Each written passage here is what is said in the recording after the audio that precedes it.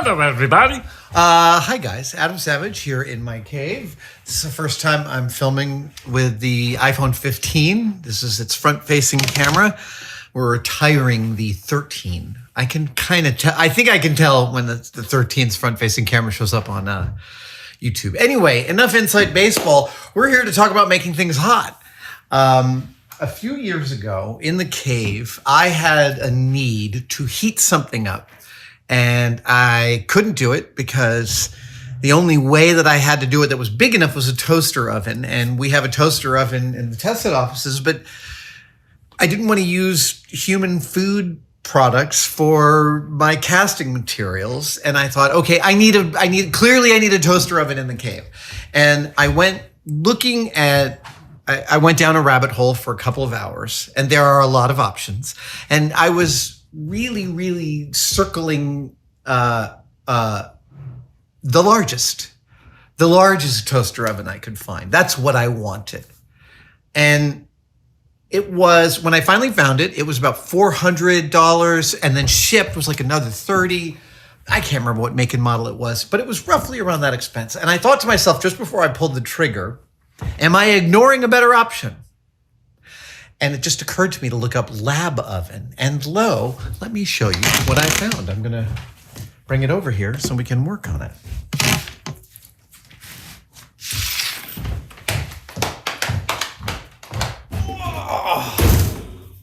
The thing is I found this made by Quincy Labs, and it was only a couple $100 more.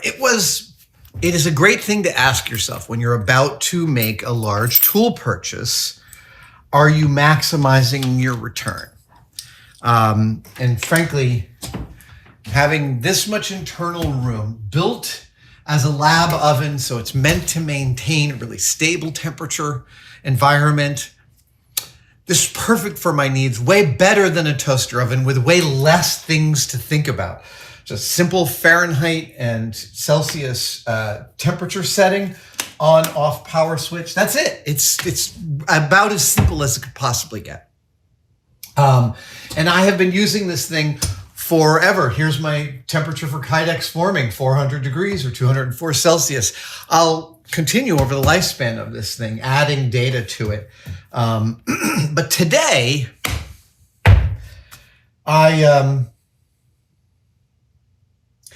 I've been thinking about adding a functionality to this, which you know because you clicked on the link, is adding a temperature display to this.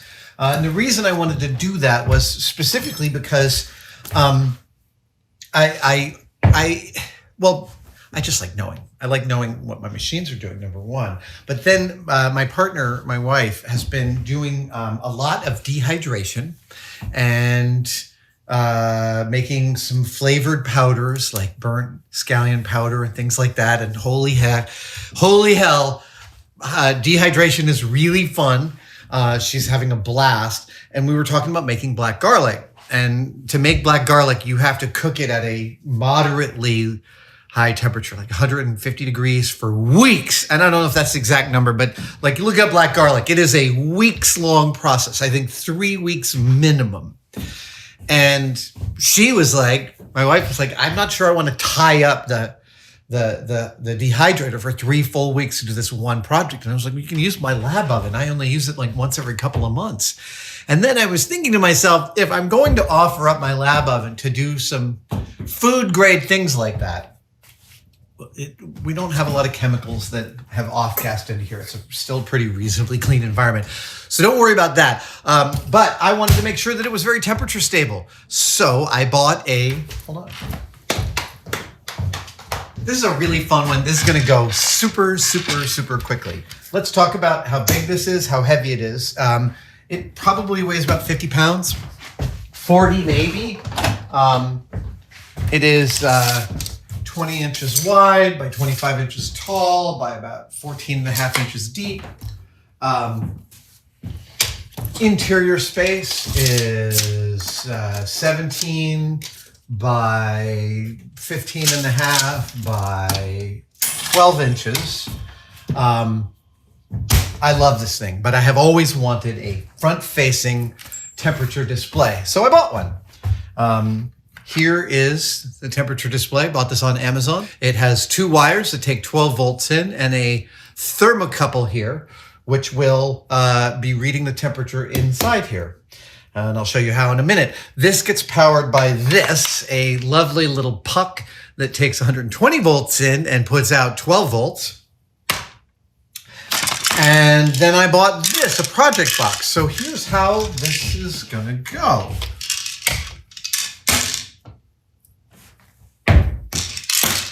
Here, I think this is what's gonna happen. I think this guy's gonna live here. And I think the temperature display will be in the face here. And with it in the face, what's gonna come out of there is a plug to go to the wall. And then this is the thermocouple, and that will come over here and allow the door to still open without getting in the way. I thought the thermocouple would be longer, but it's not. And I'm nervous about making it too much longer. It is possible that I have another thing to put out here. I had some left over from Mythbusters. Long ones, but I can't remember where they are. Okay. That, with that inside, that's sticking out. Right. Da-da-da. It is a Fahrenheit. It's a Fahrenheit because we're in the United States. I'm sorry. I fully admit Fahrenheit is stupid. Do you know why Fahrenheit, by the way, is stupid? They tried. They really tried. They were very excited when they came up with the Fahrenheit scale to hold to a 180-degree split between 0 and boiling. Why 180 degrees? Probably because since Sumeria, we have been splitting the circle into 360 degrees. I believe like the earliest human civilization that we have writing from shows us that they were splitting the circle into 360 degrees in Sumeria, which is like way back in the past. So it's number mysticism, right? I agree. The decimal 10 base like metric all works much better. But I also understand why Mr. Fahrenheit was trying to get a 180-degree split between 0 and boiling. It's just a weird number. And apparently his calibration equipment wasn't right. So the difference between freezing and boiling is still 180 degrees. But because the calibration equipment was off, 0 is at 32 and boiling isn't at 180, it's at 212. Everything's shifted up by...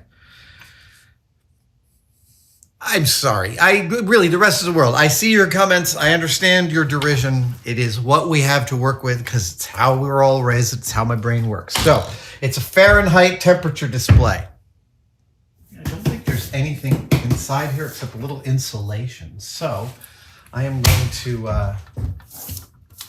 simply going to rivet this down like that.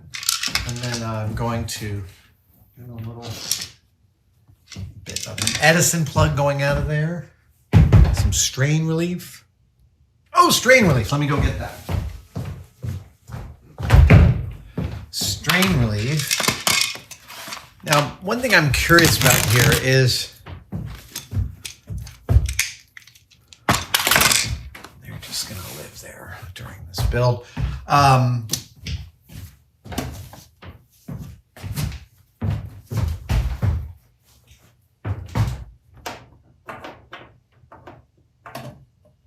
Oh, look at all that room. All right.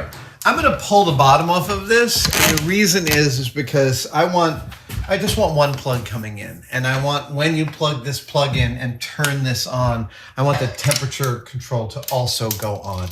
So I'm going to wire it directly into that. And it's very simple inside here, you will see. Let's see here. Oh, you know what? If I'm going to be tipping this thing around, let's pull out the shelves.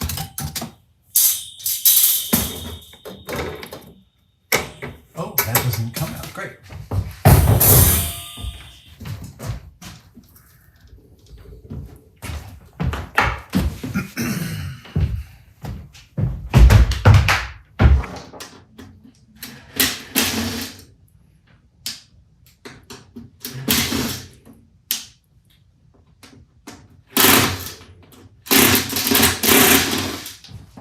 Oh, okay, so it's going to dig all these. I see. I see. Wait a minute. Maybe I just pulled this off. Let's try that.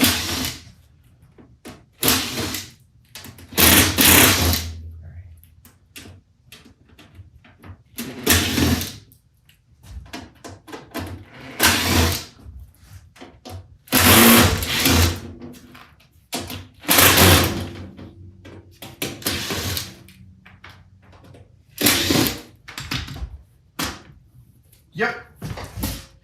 Easy peasy. Great.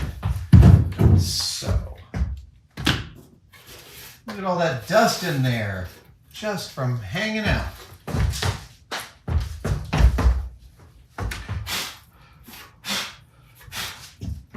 So, look at this lovely wire management we got going on. This is just letter perfect. This is gorgeous. You got your temperature control there. Yep. There's already a thermocouple in there for temperature management. Let's see.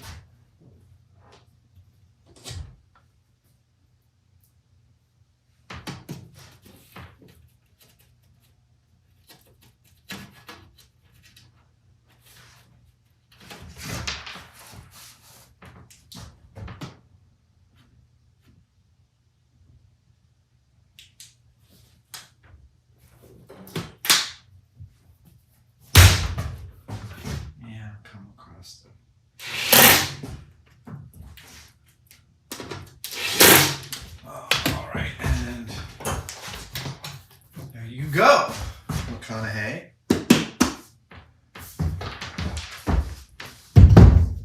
So let's see what I got here.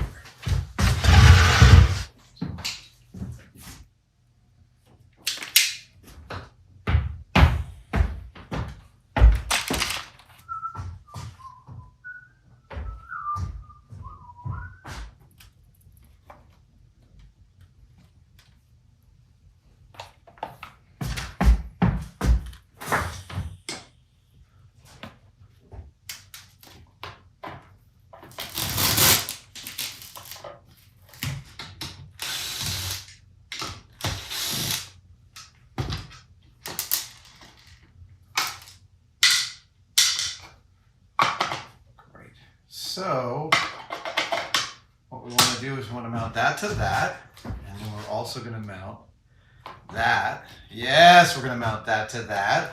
Oh, I'm going to cut the backs of those.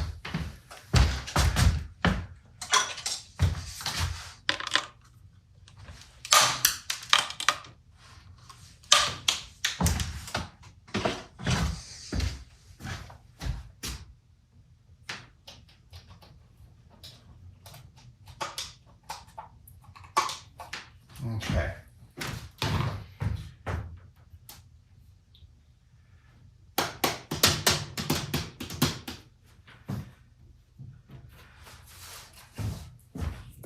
Unplugged.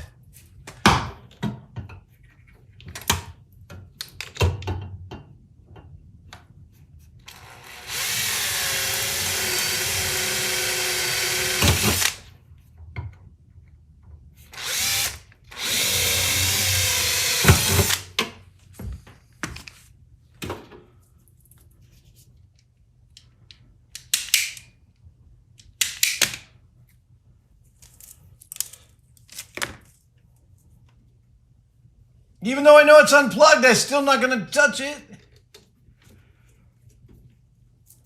All right, now I want to, before I do anything, let's plug it in and test it out. Just make sure I haven't messed anything up on. And we should be getting 12 volts out of this. Let's see if we in fact do. Oh, whoops, sorry. Let's do an unplug.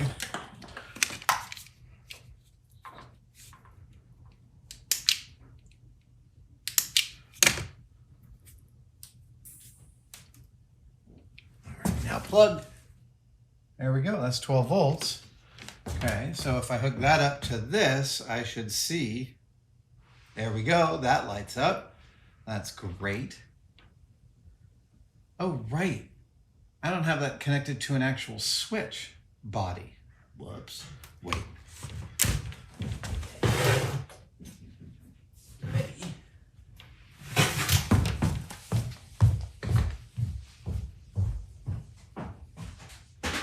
All right, I had this clever idea that I was going to somehow make my matrix switch work on this, but I can see that that plan is folly, and that's fine.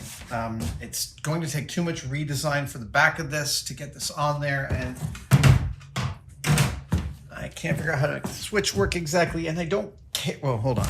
Sorry, I had this whole clever idea that my matrix EMP switch would be on the front. It'd be a fun way to start this, but I'm not going to worry about that. There's a lot of variables, and it's it's like 4:30. Oh, I gotta go feed Maggie. Will you give me a minute? I'm going to go walk my dog.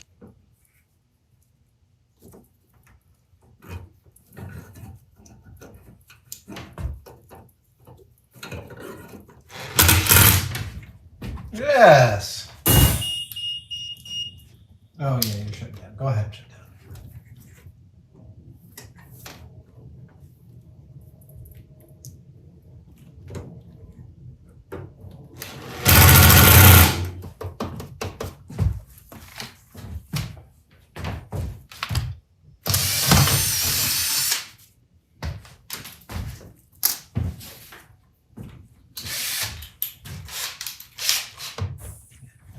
Good.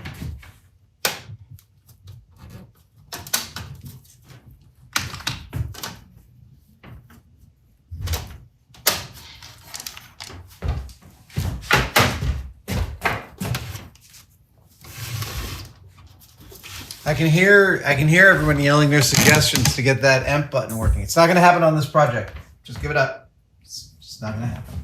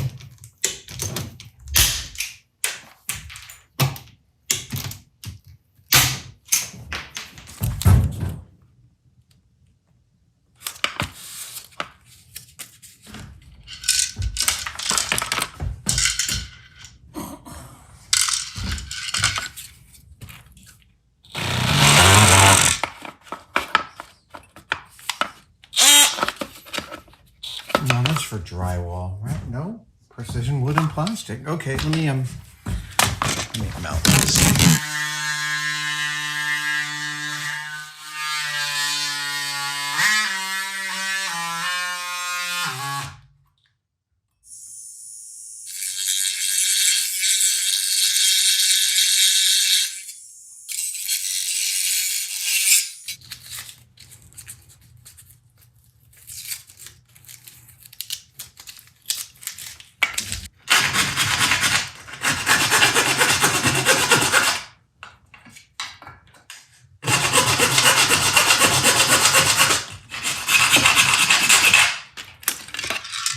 I know. Right.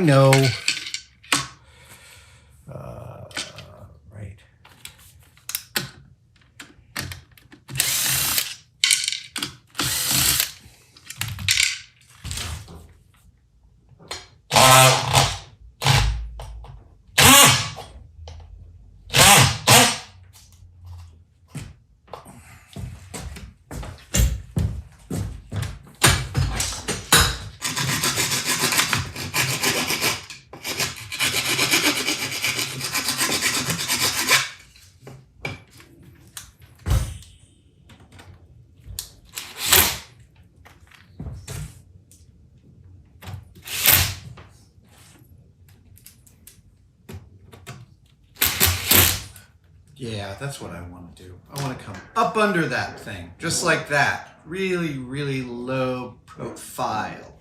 Low profile. Foo Fighters.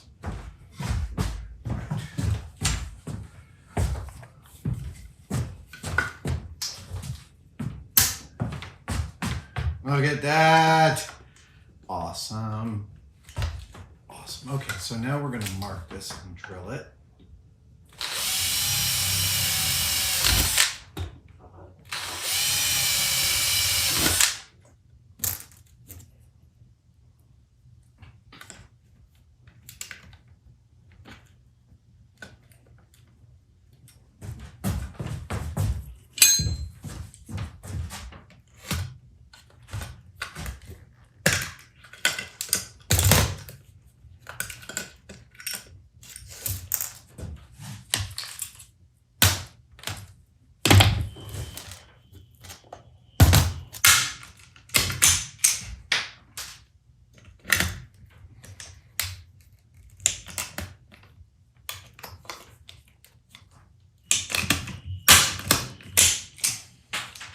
I'm using pop rivets because this is actually constructed but mostly with sheet metal screws and pop rivets. It's pretty straightforward.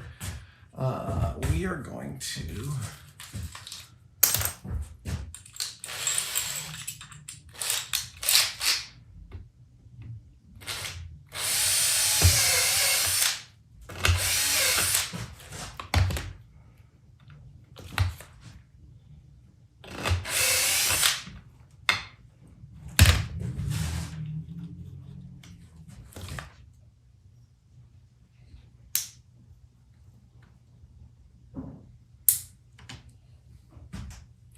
all right, that should be power. So let's see if it powers up.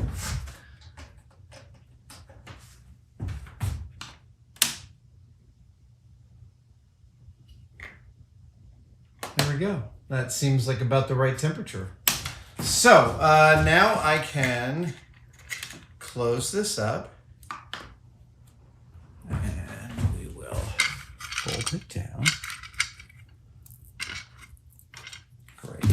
Also, 6mm. Right, I need a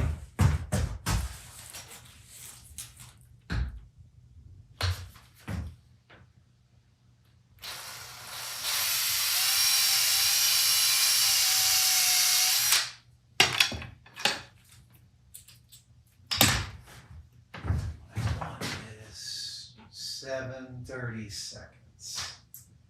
7:30 seconds. Yeah. I'm estimating that that is a reasonable tap drill for a... I'm thinking of putting the thermocouple inside a piece of wood so it's insulated from the case, the body. And I'm using some black walnut because I think that'll handle this temperature. 450, yeah, that should do it.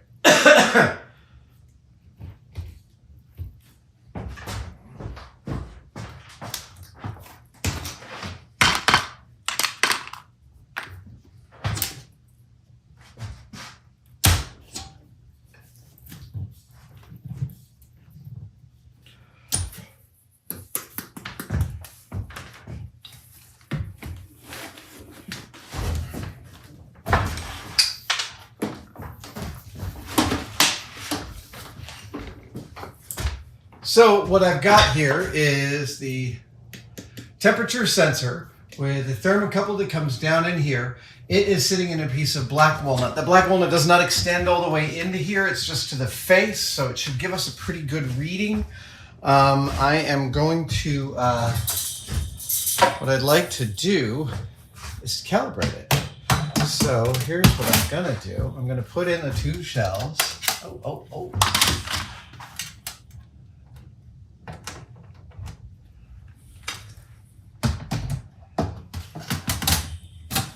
And I'm going to turn it on. Oh, no, I've unplugged it. I'm going to turn it on. And something's wrong.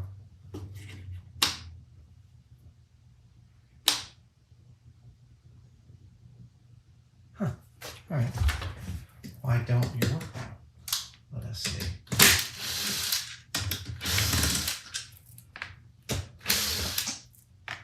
Let's just turn it up to, oh, when it's off, it's off. There we go. Okay, so now I'm gonna set it to 150 degrees Fahrenheit and see how long it takes me to get there.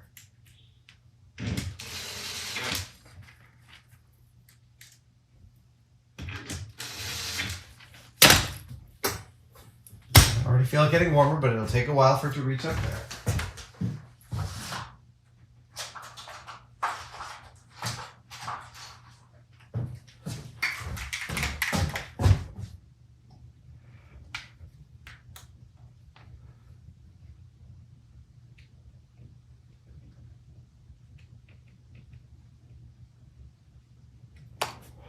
Then I'm going to clean up for a bit. And I'm just going to make sure it warms up and tells me what temperature it is.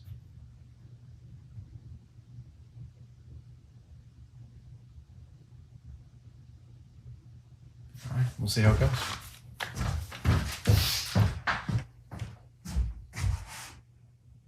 I don't know why it went up. Let's just double check and make sure electricity is still flowing into here. That would be my first question. Maybe it's got an automatic shut off, in which case I've got to put like a,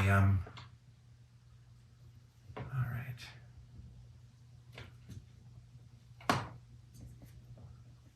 Oh, something's dreadfully wrong. That's not getting power. Okay.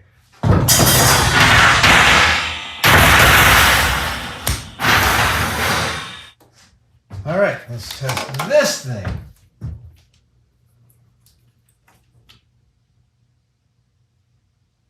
All right, well now you're telling me you're putting out 12 volts. I don't quite understand why you don't seem to be. So let's try. Are you exceeding your mandate? Fix it, figured it out. So we are now going to rewrap this so that there's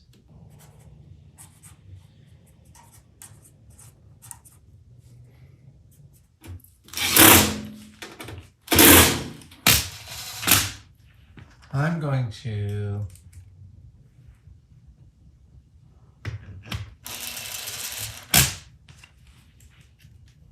let this sit here tonight and cool down. I'm going to turn you off. We're going to open you up. We're going to let you cool down. We're going to heat it up tomorrow. We're going to make sure we're at Celsius and Fahrenheit and all the correct orientations of those. But in the meantime, I'm going to go home and have some dinner. All right, so we're not done yet. We're not done yet. We want to know. I'm not done yet. I want to know if 107. Right now, it's set Fahrenheit at 150 down here on the dial. And this says 107. And so I just want to use my oven thermometer from Taylor and just see what it says about the ambient temperature inside here. I'll let that warm up for a few minutes. And then I may end up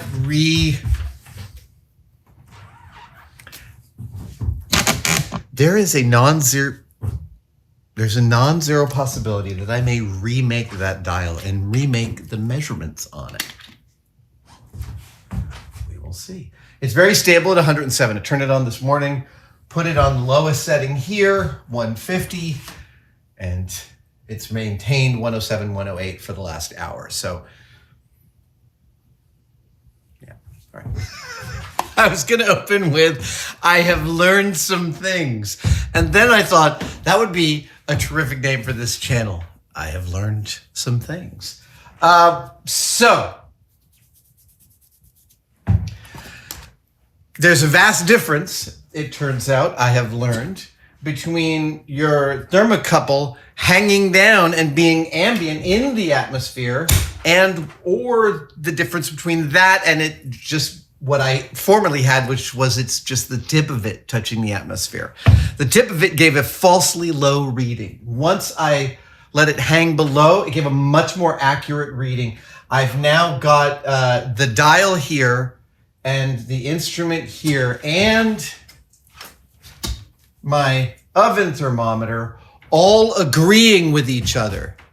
100, yeah, it's going down, but they all agree with each other. There still could be, things could still be way off, but here's my assumption. Here are some of the assumptions I'm working with in terms of the accuracy of this. I'm assuming Quincy Lab actually put some significant restrictions on themselves in terms of the variance from the norm. So I am going to assume that they send out a device that is highly calibrated to its settings. What I find is a device that I've got that is within 10 degrees of its setting, which is just fine for me and what I do here. It's changing because I opened it up. I was able to actually loosen the set screw on this dial and adjust it so that that dial matches that and the thing inside. So now I'm happy with my lab oven. I'm going to now turn it up to 250 degrees Fahrenheit and see what I get. All right, this is truly fascinating. I've been running this for a few hours, and I'm going to turn it off because I feel like I've got it. I've got, right now, this is showing 381, and this is set to 375. 6 degrees of separation. I'm going to consider that good enough. Yeah, it's like 190 degrees Celsius. And it was all achieved by varying degrees of lowering the thermocouple. Oh, also, 350. My oven thermometer does not agree with this and this one. I have one of those somewhere, but I'm not sure exactly where. Here's what I know. What I know is, in the comments, I'm going to learn a lot about thermocouples and environmental temperature assessment. Thank you guys for joining me for this experiment. I am very happy. Let's turn this off, and once it cools down, I'll put it in position, and that will be its forever home. Forever home, until.